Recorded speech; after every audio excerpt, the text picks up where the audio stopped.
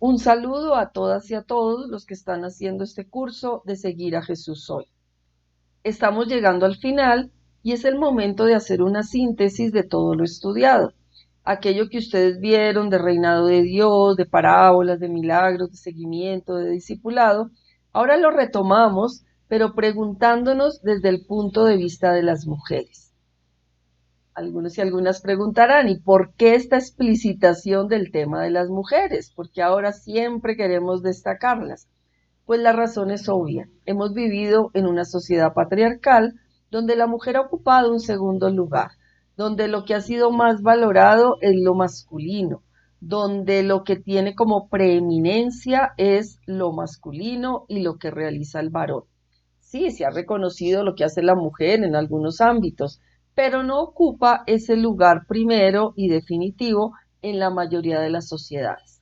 Se ha ido cambiando, pero es un cambio que ha sido lento y que todavía hoy sigue costando. Los derechos civiles, por ejemplo, el derecho al voto, se empezó a conseguir a partir de los inicios del siglo XX y otros derechos pues todavía están en mora de ser plenamente reconocidos. Existen muchos techos de cristal, eso quiere decir, o sea, lugares que solo son ocupados por varones y a los que todavía solamente llega una, dos, 10 mujeres, pero no la mayoría. En la política, pues la mayoría siguen siendo varones a nivel mundial. En la teología vamos aumentando las mujeres, pero todavía el mayor número son varones y en muchas otras profesiones.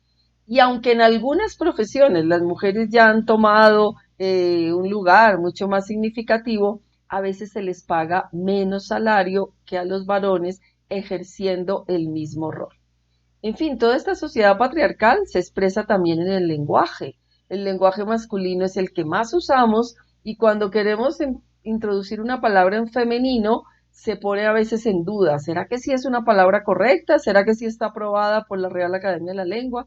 En fin, pero todo el trabajo ha sido lo que llamamos lenguaje inclusivo. El lenguaje es algo vivo, el lenguaje lo creamos las personas, las culturas. Entonces ahora que nos damos cuenta de la invisibilidad que hemos tenido las mujeres, usar el lenguaje femenino nos ayuda a hacernos visibles. El lenguaje crea realidad, y eso no lo dicen las feministas, lo dicen las ciencias del lenguaje. Entonces, por eso es tan importante abrir horizontes de cambios a este nivel de una sociedad patriarcal. Elizabeth Schuyler Fiorenza usa una palabra que se llama quiriarcado. Ella es una biblista y usa esta palabra quiriarcado para hacer caer en cuenta que no es que todos los varones son los que oprimen a todas las mujeres, sino es la estructura en masculino, la estructura del amo, señor, blanco, heterosexual, etcétera, occidental. Es esa estructura quiriarcal del amo, del señor, la que ejercida, bien sea por varones o por mujeres, oprime a los que están por debajo de ese nivel de mando y de decisión. Esto ayuda a comprender, porque a veces los varones dicen, pero ¿por qué? Nosotros parece que tenemos la culpa de todo. No, la estructura quiriarcal ejercida por varones y mujeres. Solo que históricamente esta estructura ha sido mucho más ejercida por varones que por mujeres. En fin, ¿por qué esta sociedad ha sido así patriarcal y porque todavía, o quiriarcal, y porque todavía tenemos mucho que cambiar? Nos hacemos también la pregunta, ¿y la religión, las iglesias, qué tanto han influido en mantener este lugar secundario a la mujer? ¿O qué tanto están favoreciendo que haya esta recuperación de su dignidad y que alcancen todos los derechos que les son propios? Por eso la importancia de destacar este tema de Jesús y las mujeres. Ahora bien, este no es un tema solo para mujeres. Algunos de los varones que están haciendo el curso de pronto dicen, bueno, yo voy a obviar esta unidad porque eso es que las mujeres vean qué es lo que dicen sobre ellas. No, justamente por lo que acabo de explicar, la estructura quiriarcal la hemos vivido todos y todos y todas, y la tenemos que cambiar entre todos. Entonces, casi que los varones que justamente son los que en mayoría han estado inmersos en esta estructura, en los poderes de mando, tienen que cambiar su manera de ver el mundo, su manera de ver a las mujeres y su manera de verse a sí mismos para poder romper este tipo de jerarquización, de estructura, de patriarcalismo. Es un tema que nos implica a todos y todas y debemos dejar como esos prejuicios y con todo el interés pues adentrarnos en estas temáticas para responder a ellas. O sea, son desafíos de la sociedad, son desafíos de la iglesia y a todos y todas nos corresponde comprometernos en su transformación. ¿Qué podemos decir más pues entonces de esta temática para introducirnos ya propiamente en los textos? Otra cosa a tener en cuenta, no vayamos a caer en un antijudaísmo, un antisemitismo, creyendo que es que en la sociedad judía allí sí que existía la opresión de la mujer y que nosotros los cristianos somos los que hemos traído la liberación de la mujer. No, en todas las religiones y en todas las sociedades se ha dado esta situación y en todas las religiones y en todas las sociedades estamos haciendo este esfuerzo por cambiarlo. También entre los judíos hay algunos grupos que han hecho este cambio. Hoy en día, por ejemplo, encontramos en algunas sinagogas rabinas, o sea, que dirigen allí la lectura del texto sagrado, como también en nuestra iglesia católica y en las iglesias cristianas hay grupos mucho más abiertos que realmente están favoreciendo esta participación de la mujer, pero también hay grupos cerrados que se empeñan en mantener las cosas como siempre fueron, negando algo que es tan obvio como que la dignidad de varones y mujeres tiene que ir en igualdad de condiciones para ser seres humanos, para ser seres cristianos, o sea, para vivir una religión que de verdad favorezca a toda la humanidad. Otro presupuesto para acercarnos a esto, los textos bíblicos siempre se miran desde una perspectiva. El método latinoamericano se propone como texto, contexto, pretexto, o sea, siempre estamos en un contexto, al texto bíblico nos tenemos que acercar para entenderlo, para ver cómo se formó, qué lenguaje, qué género literario, etcétera, pero en todo texto bíblico también tenemos una intencionalidad. Son las preguntas que le hacemos, son lo que nos acercamos al texto para decir qué puede decir este texto a la realidad actual que vivimos. Aquí es donde hablamos de las diferentes hermenéuticas y para el tema que nos ocupa viene la hermenéutica feminista. La hermenéutica feminista es la que nos permite preguntarle al texto qué papel juegan las mujeres en ese texto, cómo se comporta Jesús frente a las mujeres en ese texto, por qué los evangelistas ponen en boca de las mujeres o en boca de Jesús esta palabra o esta otra, en fin. Esta hermenéutica es la que nos permite descubrir estas otras miradas que enriquecen la vida humana y la vida cristiana. La hermenéutica feminista lógicamente parte también de entender, bueno, cómo era el contexto de las mujeres en el tiempo de Jesús. Pues ya hemos dicho lo de la sociedad patriarcal, pero como para decir dos cositas claras. Una, la mujer era propiedad del marido, del padre, y luego del marido, sin lugar a dudas. O sea, ya cuando el padre casa a sus hijas, pasa a ser propiedad del marido. La mujer es valiosa en cuanto tiene hijos, porque son los descendientes del pueblo de Israel, pero la mujer no está llamada a participar ni de las visitas al templo, ni de la sinagoga, o sea, no está obligada, puede hacerlo, pero en según qué momentos, pero no está obligada porque el rito que introduce a los miembros del pueblo de Israel es el rito de la circuncisión. Lógicamente la mujer no lo puede realizar. Además, hay un aspecto que juega mucho en el pueblo judío y es el honor de la familia. Entre ese honor está el honor sexual. Entonces, el hecho de que la mujer pierda la virginidad, no importa lo que le pasa a ella en estricto sentido, sino lo que le pasó a la familia, pierde el honor. Y perder el honor en aquel tiempo, pues es absolutamente importante para las familias. Con lo cual, por eso hay que cuidar tanto a las mujeres para que no pierdan el honor. Ella tiene la responsabilidad de cuidarse y en caso de que ella no ponga todo de su parte, pues por eso es repudiada, no interesa que sea de la familia, porque lo que hay que salvar es el honor.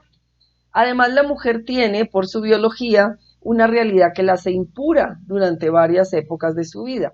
El flujo de sangre se considera impureza y entonces la mujer, bien sea porque tiene la menstruación o porque da a luz y tiene que guardar 40 días si es un varón, 80 días si es una mujer, tiene muchas circunstancias en las que no puede mantener esta pureza ritual. Todo esto nos lleva a ver que la situación de la mujer en tiempo de Jesús es difícil, es complicada y ocupa este segundo lugar. Ahora bien, ¿cómo se relaciona Jesús con las mujeres según los evangelistas? Es interesante ver que en todos los evangelios sí hay esta relación de Jesús con las mujeres. Esto ya nos sirve de criterio para entender si aparecen estos relatos es porque fue muy verdadero el que Jesús tuvo esta relación con las mujeres. ¿Esto de dónde lo sacamos? Últimamente se ha trabajado lo que se ha llamado las búsquedas del Jesús histórico, que quiere decir que se buscan criterios para ver de aquello que nos relatan los evangelios, qué será plausible que haya sido histórico, que realmente haya pasado así. Bueno, entre todos los criterios que se dicen es, si los evangelistas todos atestiguan un hecho, pues es muy seguro que pasó. Otra cosa, si relatan un hecho que desprestigiaría al héroe, o sea, Jesús en este caso, pues es porque tuvo que pasar, o si no, no tenían necesidad de colocarlo en la Sagrada Escritura, le quitaría fama. En el tiempo de Jesús, el que un varón se relacione de esa manera con las mujeres, de una manera tan cercana, tan distinto a cómo es esta sociedad, le quitaría fama a Jesús. Con lo cual, puede ser un criterio para decir muchas de esas cosas debieron pasar o si no los evangelistas no la hubieran puesto. ¿Qué podemos decir de Jesús según los evangelios? Primero, Jesús realmente ayuda a valorar la mujer en esa sociedad. Textos como, por ejemplo, yo les digo que el que ya mire con deseo a una mujer ya comete adulterio, pues sin lugar a dudas están favoreciendo una visión distinta sobre la mujer en ese contexto. También cuando le preguntan a Jesús si un marido puede repudiar a su mujer, y él dice, no, es que lo que ha unido Dios no lo puede separar el hombre. En realidad es una manera de valorar a la mujer. Ahí Jesús no está hablando de la indisolubilidad del matrimonio tal como la entendemos hoy. Jesús está contestando a una pregunta del repudio que podían hacer los judíos a su esposa por cualquier detalle, si quemaba la comida o si simplemente no le gustaba. Entonces Jesús lo que está haciendo es defender a la mujer diciendo, no, es que no se puede repudiar por cualquier cosa, es que esta unión tiene que ser estable. Y el texto de la mujer adúltera, por ejemplo, es pues supremamente claro, ¿no? Jesús no condena a la mujer, Jesús le hace caer en cuenta a la multitud que está allí, que por qué el apedrear a aquella mujer cuando el pecado es de absolutamente todos en ese momento. O sea, quien esté libre de pecado, que tire la primera piedra. Estos relatos, lógicamente, no hay que tomarlos al pie de la letra como ningún texto del Evangelio, sino que la pregunta es, ¿qué quisieron decir los evangelistas cuando colocan esto en boca de Jesús o en boca de otros oyentes? Pero lo que interesa aquí es destacar cómo Jesús, con esas actitudes, está defendiendo a la mujer en ese contexto. Otros textos también nos pueden llevar a hacer pensar lo siguiente. Ese papel tan único de la mujer de ser madre, Jesús lo pone en un segundo lugar.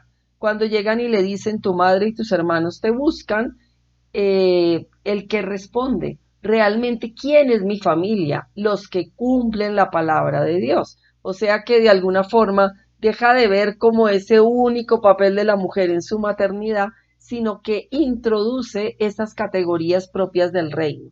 Lo que nos hace discípulos y discípulas en igualdad de condiciones es esa apertura a la palabra, ese seguimiento de la palabra y no una función biológica que en este caso pues ejercen las mujeres, pero que se sobrevalora tanto que le impide realizar otras dimensiones de su persona y de su realización en la sociedad y en la iglesia. La situación de la mujer de alguna forma se revaloriza, se le puede hacer ver como esta discípula que también escucha la palabra de Dios y la pone en práctica.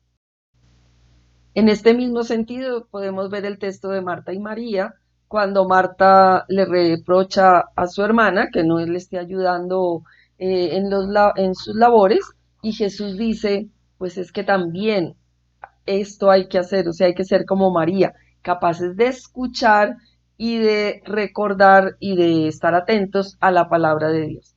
O sea, Jesús da otra visión distinta a esta visión de la mujer limitada a sus funciones de madre y de esposa. Todos estos textos nos están ya poniendo en esta dinámica del reino. En realidad no es que Jesús fuera un feminista y entonces se dedica a las mujeres y por eso les quiere dar otro papel. En realidad Jesús anuncia el reino que trae la liberación a los marginados, y los marginados en aquella época también son las mujeres. Entonces Jesús es coherente con el Dios del reino que anuncia que es un Dios de inclusión, un Dios de liberación, un Dios que hace que todos aquellos que la sociedad judía los pone en segundo lugar por su condición o de pobreza o de enfermedad o de pecado, los pone en un segundo lugar. El reino de Dios les dice, Dios viene a liberarlos, a transformar esta situación, a no dejarlos fuera del reino de Dios que yo anuncio. Entonces, en primer lugar, pues Jesús tiene esta relación tan abierta y tan cercana con las mujeres porque ellas forman parte de este gran grupo de excluidos, de marginados del reino de Dios. Pensar en un Jesús que se acerca de esa manera a los excluidos de su tiempo es pensar en un Jesús que quiere transformar las realidades como ellas son. O sea, no deja que las cosas sigan siendo como siempre fueron, sino que se atreve a proponerlas de una manera distinta. Por eso Jesús es profeta de buenas noticias, pero esas buenas noticias molestan a algunos. Eso es lo que sigue aconteciendo en nuestra sociedad patriarcal. Se anuncia la buena noticia de que las mujeres tienen una dignidad igual que los varones y tienen derecho a ejercer todos los roles que la sociedad y la iglesia le ha de brindar a los seres humanos, y lógicamente esto molesta e irrita a muchas personas. Y hay todos estos movimientos que llamamos de involución, donde no se quiere recuperar o no se quiere poner en práctica este mensaje liberador y transformador del reino de Dios.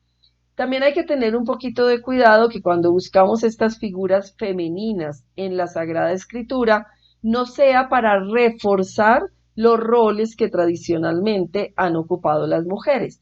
Entonces nadie niega, como ya lo dijimos antes, de que le dicen a Jesús que su madre la busca y él dice, no, los que cumplen la voluntad de Dios son los que están primeros o los que forman parte de esta familia del reino. Nadie niega que son importantes los valores de la mujer como madre, como servidora, como cuidadora, como que sale al paso de las necesidades. Pero no son estos los únicos papeles que las mujeres tienen que cumplir, y además, estos son papeles que también los varones tienen que cumplir. Hoy en día se está recuperando la paternidad. Los jóvenes están viviendo su ser padres con todas las consecuencias. Uno ve que ellos están haciendo cargo de sus hijos, que los cuidan con un amor entrañable, paterno, y que quieren formar de verdad familias y quieren estar mucho más protagonistas, ser mucho más protagonistas de estos roles del cuidado, del servicio, etcétera. Entonces, yo creo que la dinámica del reino nos tiene que liberar de enclausurar, de encasillar a los varones y a las mujeres en determinados roles, y precisamente invitarnos a todos ser discípulas y discípulos de Jesús en igualdad de condiciones. Bueno, dejo por aquí este video para poder seguir en otro, profundizando en otros textos que nos muestran cómo Jesús se acerca a las mujeres, que producen las mujeres en Jesús, y cómo se engendra este discipulado de iguales, donde varones y mujeres estamos llamados al seguimiento de Jesús. Lo importante aquí, que luego ustedes ya lo verán en las lecturas con más detenimiento. Yo aquí ni estoy leyendo, ni les estoy dando toda la temática en profundidad, sino estoy conversando porque la teología también es esto. Es una conversación donde intentamos reflexionar lo que vivimos y donde intentamos interpelarnos de cómo los desafíos actuales podemos iluminarlos con la palabra de Dios y transformarlos. Entonces ustedes en las lecturas verán esto que yo estoy diciendo con mucho más detenimiento, con las citas bíblicas adecuadas, pero lo importante es que nos quedara como de fondo Jesús. En el contexto patriarcal, que no solamente vive el pueblo judío, sino que vive toda nuestra sociedad, que ha vivido toda nuestra sociedad, Jesús trae el mensaje del reino, es un mensaje liberador, especialmente para los marginados, que son los que necesitan la liberación. En esa marginación están las mujeres y allí las mujeres que escuchan ese mensaje, sin lugar a dudas, asumen esta causa de cambiar la historia de las mujeres de un papel secundario a un nivel protagónico, como es su derecho, por ser personas humanas y por ser hijos e hijas de Dios.